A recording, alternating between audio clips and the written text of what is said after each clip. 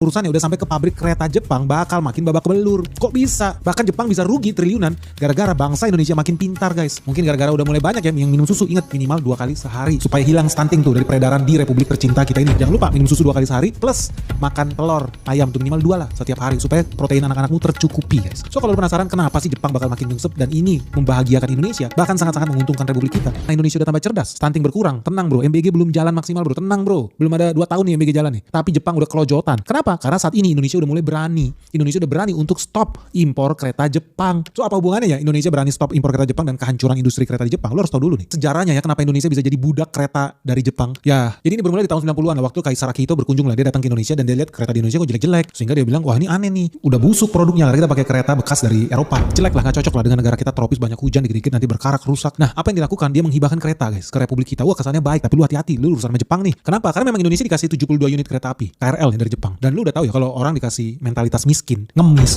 kereta bekas dari Jepang, ujung-ujungnya apa namanya kereta kan lo harus rawat, lo harus maintenance. Spare partnya dari mana? Dia dari Jepang lagi. Indonesia jadi budak peliharaan di situ. Dan ini terbukti ketika kemudian kita mau upgrade lagi, update lagi. Kita apa yang kita lakukan? Impor lagi barang yang sama karena orang Indonesia jadi sudah beradaptasi dengan kereta Jepang, dengan teknologi Jepang, dengan gauge-nya Jepang, dengan ukuran keretanya Jepang. Sehingga nggak lama setelah program hibah Akihito itu, apa yang terjadi? Indonesia tercuci otak. Sehingga program impor kereta itu nggak berhenti cuma di tahun 90-an, tapi di tahun 2004 apa yang terjadi? Indonesia lagi-lagi nih KAI disuruh beli 16 unit KRL. Dari mana? Tentu bukan dari Nigeria, guys, tapi dari Jepang lagi. Dan akibatnya apa? Dari tahun ke tahun Indonesia udah kemakan racun itu. Racun kereta api harus Jepang, kalau merek kereta ya harus kereta Jepang. Dari tahun 2024, 2025, 2026, 2027, 2028, 2029 sampai muntah-muntah pun intinya kereta Jepang terus berdatangan ke Indonesia. Dan yang bikin jijik, guys, kereta yang datang ke Indonesia itu adalah kereta bekas yang di negara asalnya itu udah dianggap sebagai besi tua. Itu harusnya udah di scrap. Scrap kereta itu hitungannya bahan limbah yang berbahaya, guys. Tapi di Indonesia malah kita tampung limbah sampah ini. Lu bayangkan ya, saking bergantungnya Indonesia, membudaknya Indonesia terhadap kereta Jepang, apa yang terjadi? Tahun 2011 kemarin, Indonesia lagi-lagi mau dibudakin sama Jepang. Suruh beli kereta bekas Jepang.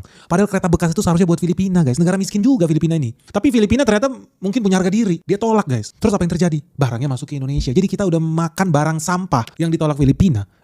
Ditolak Filipina malah disembah-sembah di Indonesia, guys. Gila, gak ada pride-nya bangsa kita ini, guys. Jadi di tahun 2013 apakah berhenti Indonesia menjadi budak? Tidak. Tentu kalau bisa jadi budak seumur hidup, kenapa harus budak 1-2 tahun? Mungkin itu mindset para pengkhianat bangsa ya, yang duduk menjadi pejabat-pejabat di kereta api Indonesia ya. Tapi faktanya aja ya, tahun 2013 KAI ini kembali mendatangkan 180 kereta impor dari Jepang. Sadis, guys. Apakah berhenti sampai di situ? Enggak. Tahun 2023 kemarin kita bakal mau impor lagi 348 unit KRL. Gila nggak? Bekas juga dari Jepang. Kolor raja impor bekas dari Malaysia bangga, apalagi kereta, kan goblok negara kita.